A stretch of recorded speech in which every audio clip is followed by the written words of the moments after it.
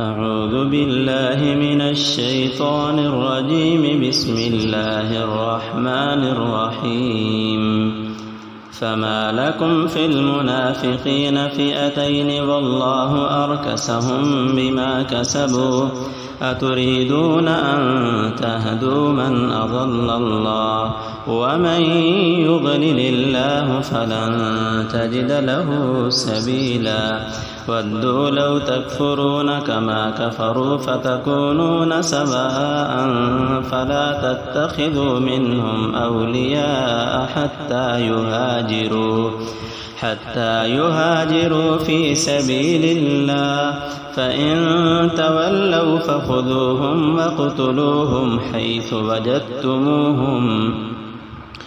حيث وجدتموهم ولا تتخذوا منهم وليا ولا نصيرا إلا الذين يصلون إلى قوم بينكم وبينهم ميثاق أو جاءوكم حصرت صدورهم أن يقاتلوكم أو يقاتلوا قومهم ولو شاء الله لسلطهم عليكم فلقاتلوكم فإن اعتزلوكم فلم يقاتلوكم وألقوا إليكم السلم فما جعل الله لكم عليهم سبيلا ستجدون آخرين يريدون أن يأمنوكم ويأمنوا قومهم كلما ردوا إلى الفتنة أركسوا فيها فإن لم يعتزلوكم ويلقوا إليكم السلم ويكفوا أيديهم فخذوهم واقتلوهم حيث ثقفتموهم وأولئكم جعلنا لكم عليهم سلطانا مبينا وما كان لمؤمن أن يقتل مؤمنا إلا خطأ ومن قتل مؤمنا خطأ فتحرير رقبة مؤمنة ودية مسلمة إلى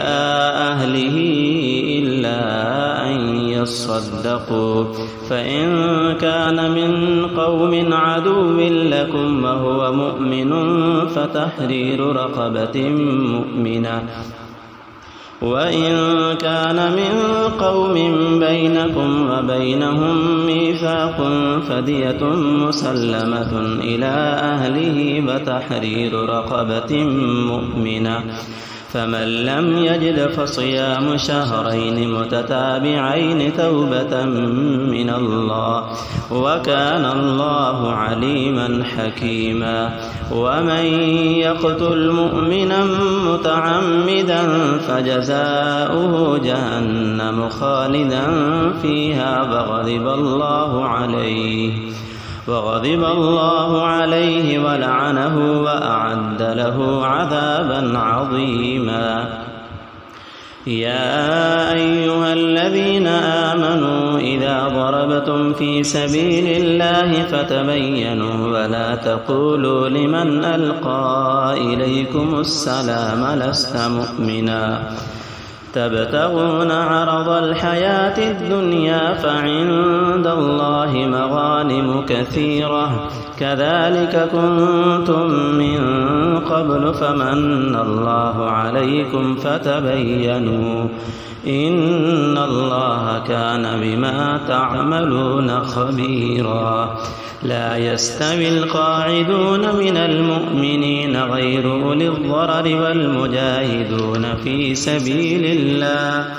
والمجاهدون في سبيل الله بأموالهم وأنفسهم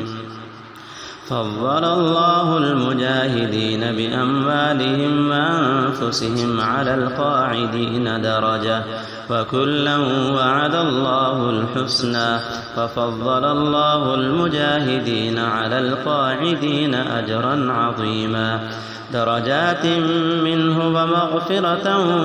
ورحمة وكان الله غفورا رحيما إن الذين توفاهم الملائكة ظالمي أنفسهم أنفسهم قالوا فيم كنتم قالوا كنا مستضعفين في الأرض قالوا ألم تكن أرض الله واسعة فتهاجروا فيها فأولئك مأواهم جهنم وساءت مصيرا إلا المستضعفين من الرجال والنساء والولدان لا يستطيعون حيلة ولا يهتدون سبيلا